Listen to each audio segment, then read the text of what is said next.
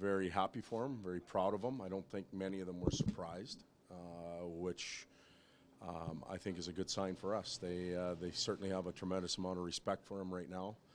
The way he plays, the way he prepares, the way he carries himself for a 19-year-old.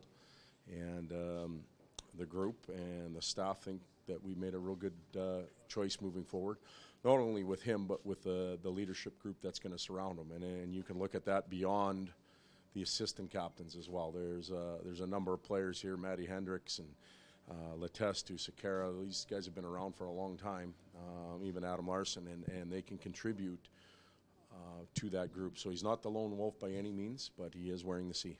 When did it become obvious to you that he was the guy? When he returned last year to the lineup. And I think that first game back, he showed that he was ready to take charge and he was ready to play.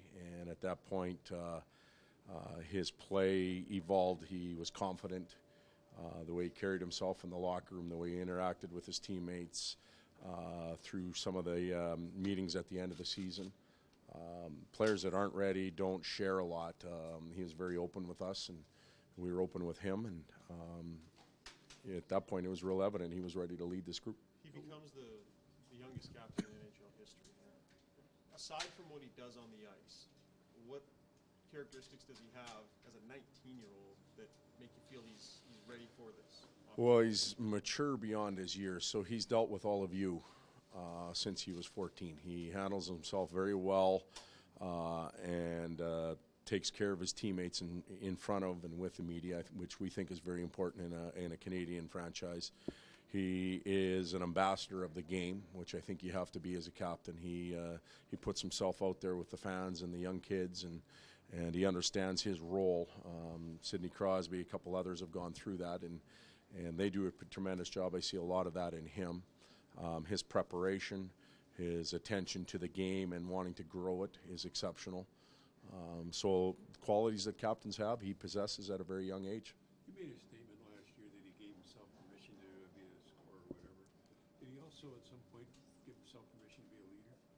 I think it took a little while. It was interesting. I read his comments the other day about coming back for the second year and how much more comfortable he was. He knew the coaches. He was comfortable talking to them. He knew the training staff, his teammates. He knew the city. He knew the environment that he was coming into. He knew what it would feel like being an Oiler. I think all of those things, again, were a sense of permission for himself and also comfort for us knowing that we made the right decision. Also, last year you didn't have a captain. Does that seem to telegraph the idea that you kind of had an idea you were going to Not necessarily, because I think the captain has to have a meaningful relationship with the management team and the coaching staff, and we were all new, and we needed to figure each other out. And we had some good days, we had some bad days last year, and we were able to see how individuals would react and how they would carry themselves. And now coming into this season, we feel comfortable with what we have. You had him as a captain with North America. From what you witnessed, how he handled himself among other elite young players, some of the best in the game, I mean, was it just more clear than ever watching him? It was a very good, and testing ground isn't a good term because that's not what that was about. It was a very serious event, but it allowed us to see it firsthand. And Connor's not a cheerleader. He's not jumping up and down in the locker room with pom-poms. He leads by example, and you have to have different types of leaders, energy leaders, standard leaders, prep leaders, all those types of guys. And Connor embraces a lot of that, and we saw it in Toronto. Todd, do you think he maybe acts differently now with the C as far as feeling the responsibility? I don't think he does. I don't think he will. I think he'll carry himself the same way. I think the players will maintain the same respect level for him in the locker room as they do now. We don't want him out of character. That would become disabilitating to the role and to the team, and we don't think he'll go there. Can you just give a little more detail when you say he takes care of his teammates right from the very beginning? Just what you mean by that? Well, he takes a lot of responsibility for the team and puts it on his shoulders, which good leaders do. He believes it starts with him, and if he's doing things right and preparing properly and practicing the right way, others will follow him. And when he's doing those things, they do. So I guess in saying that, that's what I mean. He puts the team ahead of himself. He's looking out for others in the locker room.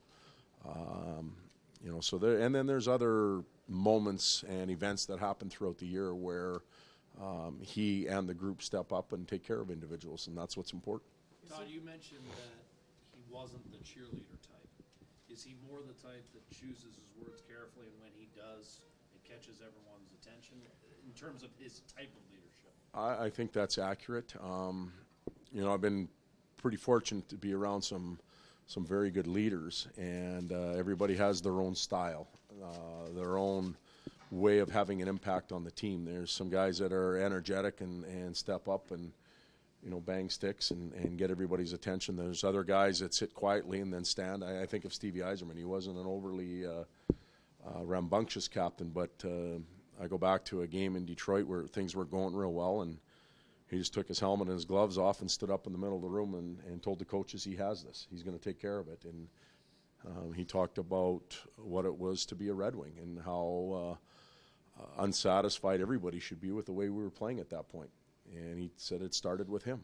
And he asked everybody for his teammates for their help so that he could become better. He took that onus and put it on him, and then everybody followed, and it was remarkable what happened after that. So I see Connor having those type of qualities in him. What kind of support would you expect to get him to get from his assistants, and what do you think he's going to need most? Well, I expect full-time support, not part-time. He's going to need some support away from the rink. Everybody lives a little bit differently. Married guys, single guys, that type of stuff. We have to be making good decisions away from the rink. As far as managing rest and nutrition and fatigue and all that type of stuff. He'll need some help there because there's players coming from different environments. In the locker room, when things aren't going well, he's going to have to worry about his game if it's not going real well and not have the burden of the team on him, so that's where others have to step up.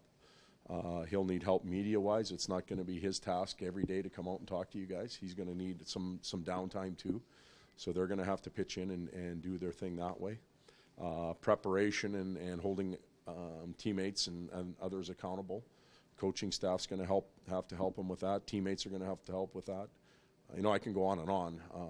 Long list of different things, but those are some things that come to mind right away. 19-year-old kid, is it difficult for him to hold a 32-year-old veteran accountable?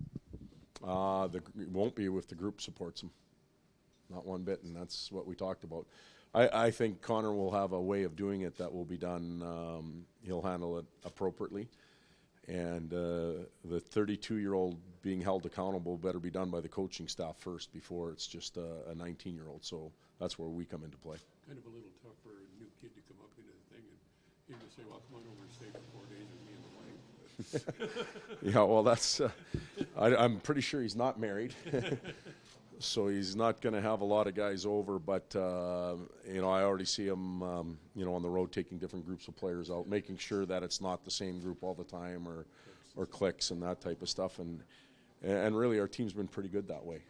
I've been impressed with the group in the past year of how they interact together, and it's not small groups, whether it's Europeans, Canadians, old, young, whatever it might be. We don't have a lot of that going on. He seems to. Sorry, last one. He seems to love his teammates. The way he interacts with them on the ice, it just seems to be one of those guys that brings people together. Is that part of it? Yeah, you have to. The cameras are on him, the eyes are on him, but when you're in the locker room and you get a sense of how he is in a relaxed environment with his teammates, you appreciate him even more. It's probably the best way of putting it. Great. Thanks, Todd.